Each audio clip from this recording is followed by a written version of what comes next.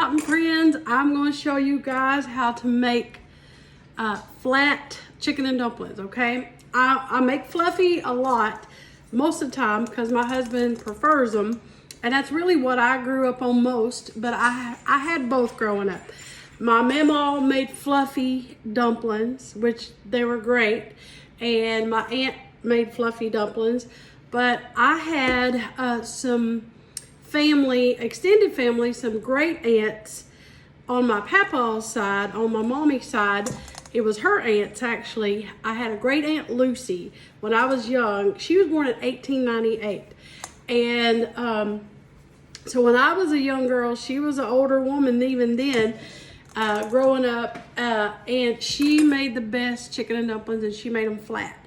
And my husband's side of the family, he's got an aunt that makes really good flat chicken and dumplings too.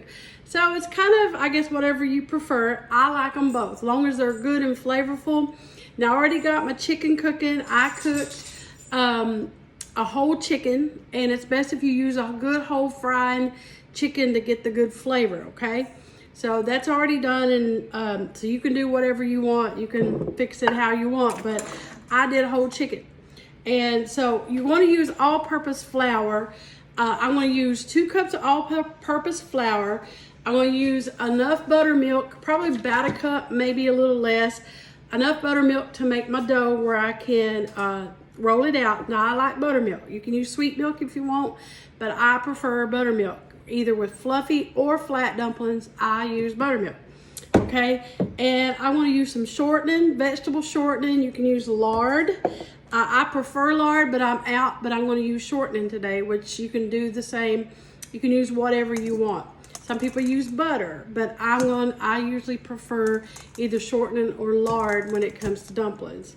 And I'm using all-purpose flour, and I prefer Hudson cream. I use Hudson cream for all my bacon, for my biscuits, for my hot rolls, for just about everything. So you're going to use 2 cups, okay?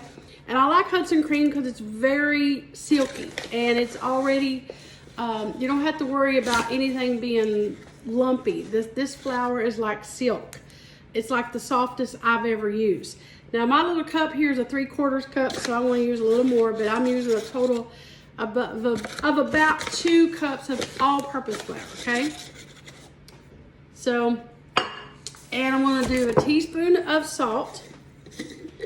And you want the salt in here because you don't want your dumplings to taste bland, okay? And so I'm doing about a teaspoon of salt in here.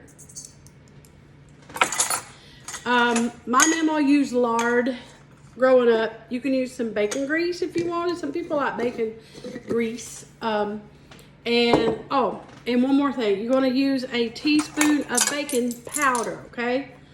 And these won't puff up much, but the baking powder just kind of helps them a little bit. I don't know. I just always put baking powder in them. And so now you're going to do so that's all in there. Let me just stir it up a little bit with my hand. Let me get the salt and the baking powder all through there. Now I'm just going to put my shortening in here, and I'm going to take my fingers and I'm just going to work the shortening in, okay? And you only need and my mama and my aunts, everybody in my family, they don't measure. So we always cut like a little fistful. If you've ever heard in old-timey cooking anyway. I grew up in Southeast Kentucky, by the way. So if you're watching me, I'm a Kentucky girl, and I grew up in the mountains of Southeast Kentucky.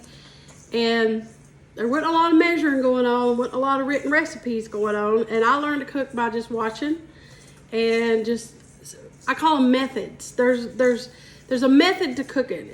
There's recipes and then there's methods, I think.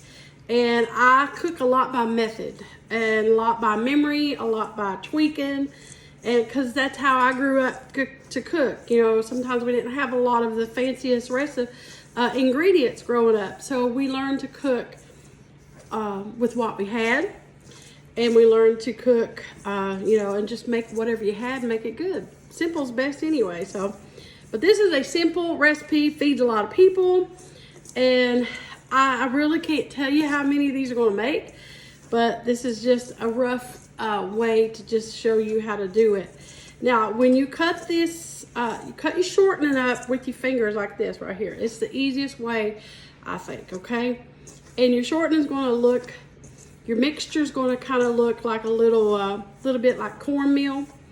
And that's what you want. You want some bits in there, but not big pieces, because you're going to roll these out flat. And, well, let me show you. So it's going to kind of look like that right there, okay? Now, you're just going to take your buttermilk, and you need a full fat buttermilk if you can find it. Sometimes it's hard to find. It don't matter if you use low fat, that's okay, but try to do a full fat buttermilk. And I'm just going to start. I just poured that much in there like that. Let me get my spoon.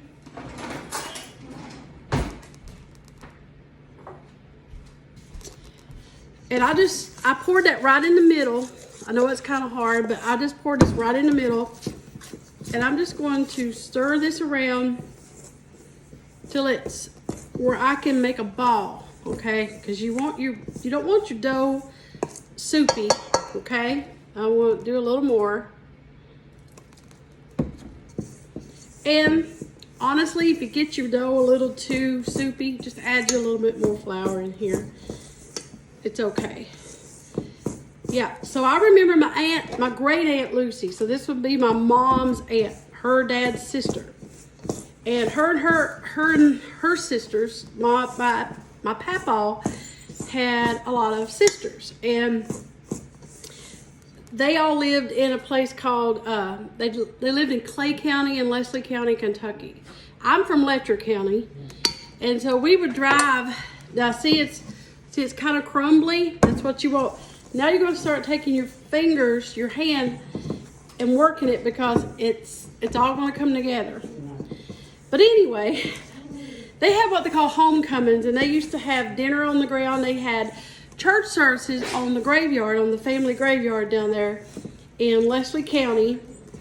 And they were all from a place called Ulysses Creek. And we would go down there in July, it'd be hot, and they'd have Sunday like service on the graveyard, like a homecoming, and they all cooked, and afterwards they cooked, and you ate outside, whether it was 90 degrees or 70 degrees, you ate outside, but most of the time it was hot because it's in January. But they made the best chicken and dumplings, and we'd stay a lot with Lucy, because we'd drive. It was about a little over about an hour and a half drive from Letcher County.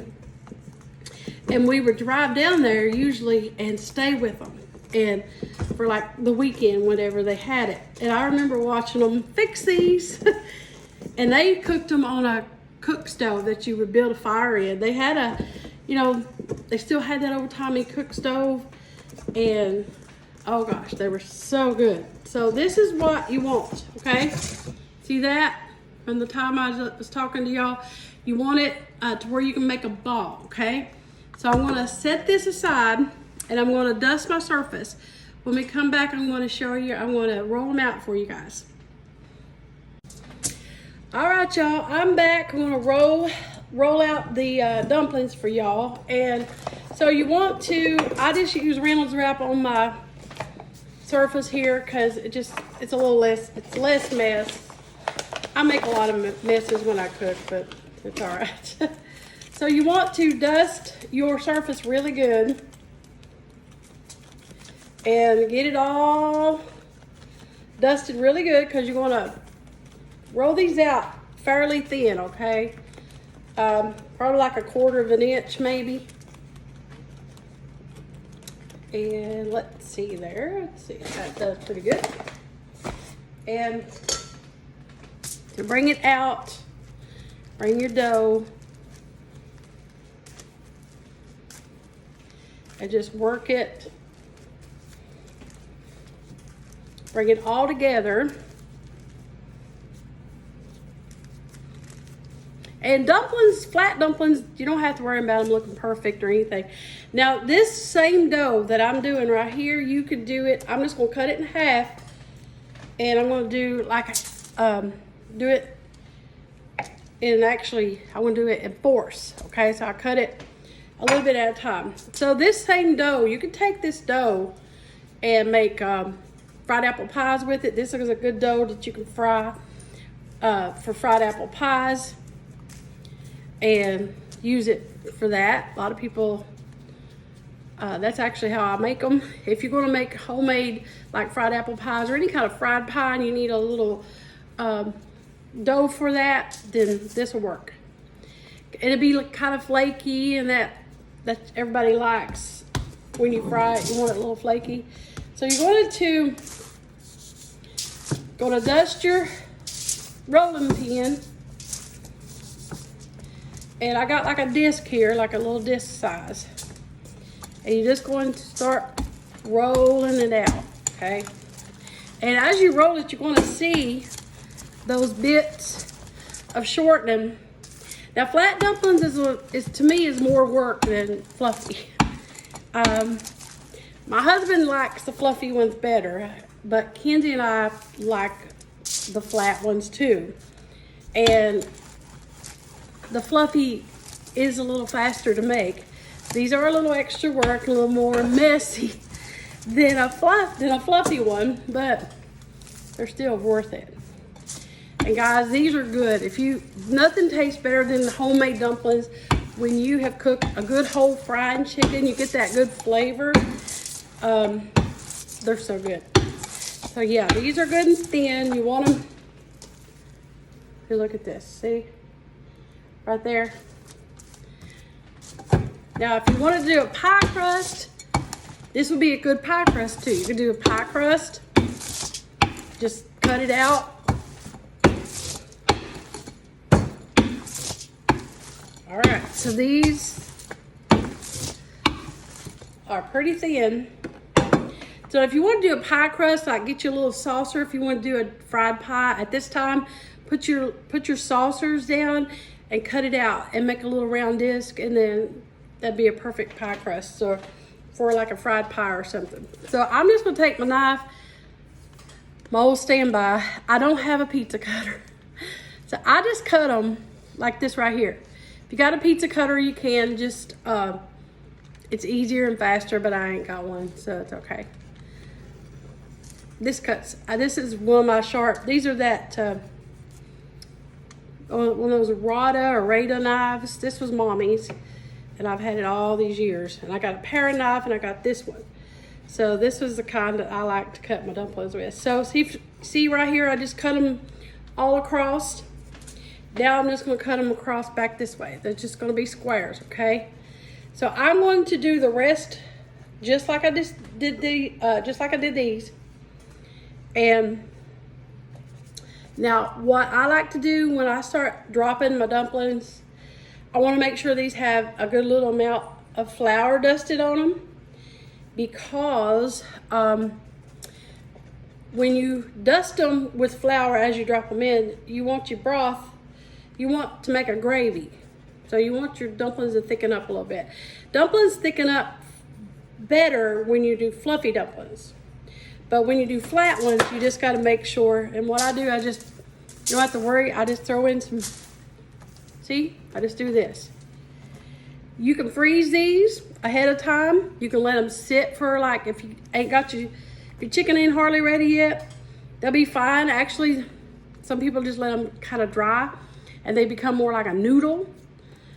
So there's really a lot of different ways. So I just toss them with the flour, set them aside until time to drop them. All right, so I have my chicken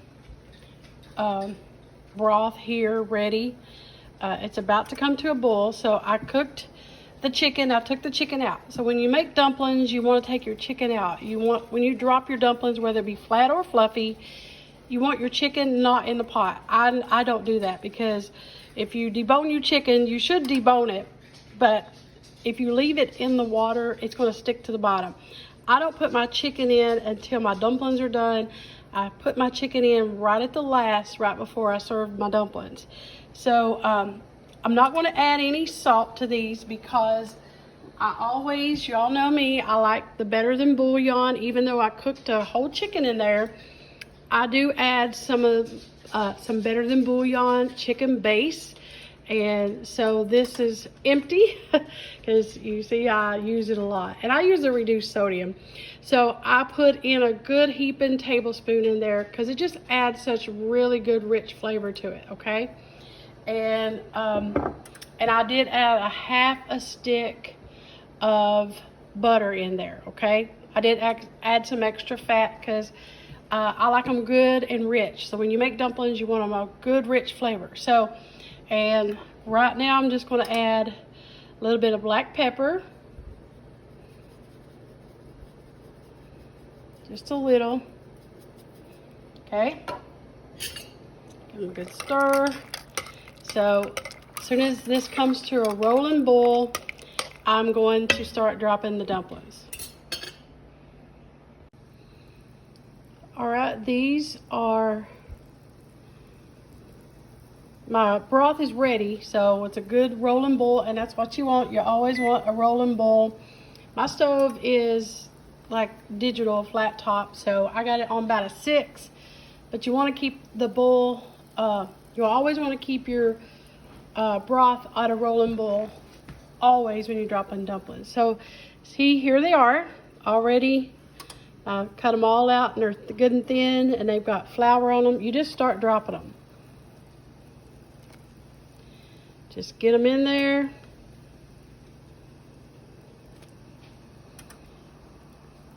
And I don't stir dumplings. I just, when my pot starts getting full, I just kind of push them to the side, or I shake the pot a little bit. You don't want to stir dumplings, whether you're doing flat or fluffy.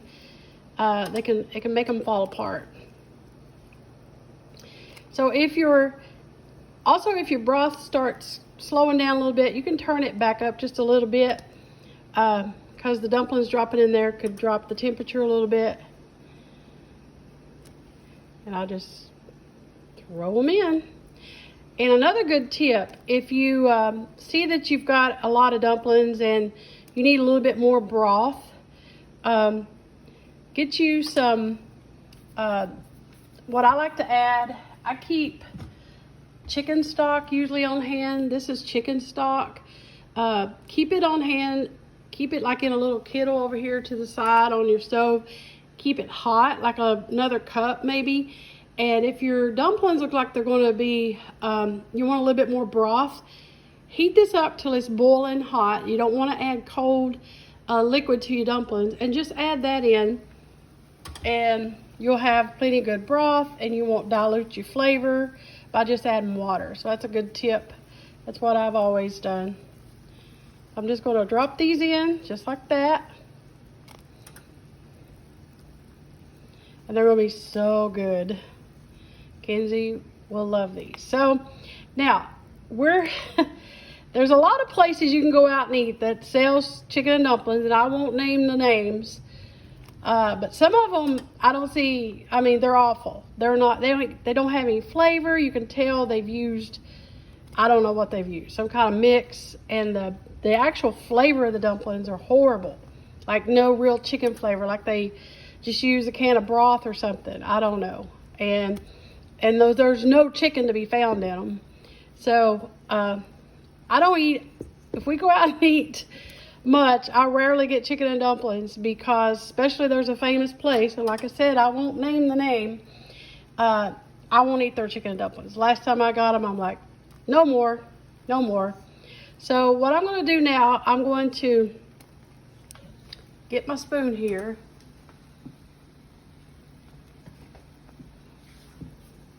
and I'm just going to move them a little to the side. That's all you need to do. Just move them to the side. See them floating there? I'm just going to add the rest. So I'm going to keep adding these, and I'm going to let them just, once I get them all added, I'm going to cover them. I'm going to reduce the heat and let them like simmer, like on a good medium simmer. Then when we come back, I'll show them to you guys. So look at there, y'all. What a good kiddo of dumplings. Now, I did heat me up a little more chicken stock. I like chicken stock. Actually has better flavor than chicken broth. See, it's a boiling, and I'm going to add that slowly right to my pot. It don't slow down the cooking, and that way I've got plenty of good broth. Because when I add my chicken in there, I don't want too crowded of a pot. And just like I said, you don't stir dumplings. You just move them around a little bit, or you shake the pot. I can't shake this pot. It's one of them heavy cast iron enamel coated ones, but you just going to scoot them around a little bit. Okay. Now, what I'm going to do now, I'm going to put the lid on, and I'm going to reduce my heat down. I'm going to do about a 3.5 because this is a big burner. And I'm just going to cover them and let them simmer for about 10, 15 minutes on low. And then I'm going to add my chicken in there. All right, y'all, look at that kiddo of chicken and dumplings. I added the chicken, so I'm going to just show you. Here, look here what you got. Got plenty of good dumplings, and they're tender. See, when they're done, they'll do that right there, and they're perfect. So I simmered them and I covered them. Then I just I added my chicken after I was done dropping them, and I let them simmer covered up for about 10 minutes.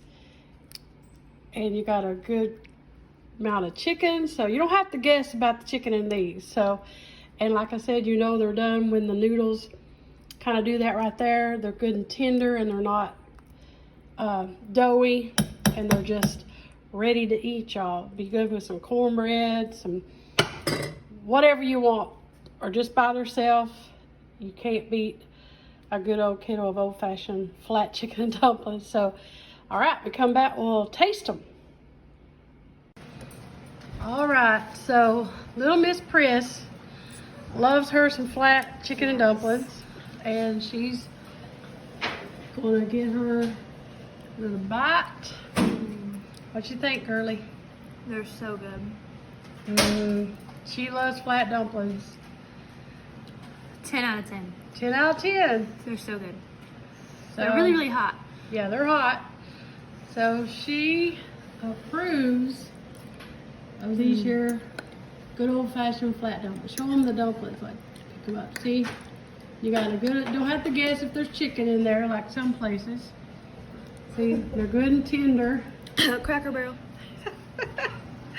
And see, I didn't say it long ago, but you know she did. I'll say it. Yeah, but she approves, and they're good. And Daddy's over here. He's gonna get him some too. So there you go, y'all. There is flat chicken and dumplings, and these are easy to make. So if you make them, let me know. But I think she approves. So we're fixing to eat some supper. Got some more goodies to go with these. So, all right, y'all. Thank you for watching Mountain Cooking with Missy, where it's nothing fancy. Just good. Good eating. See you guys.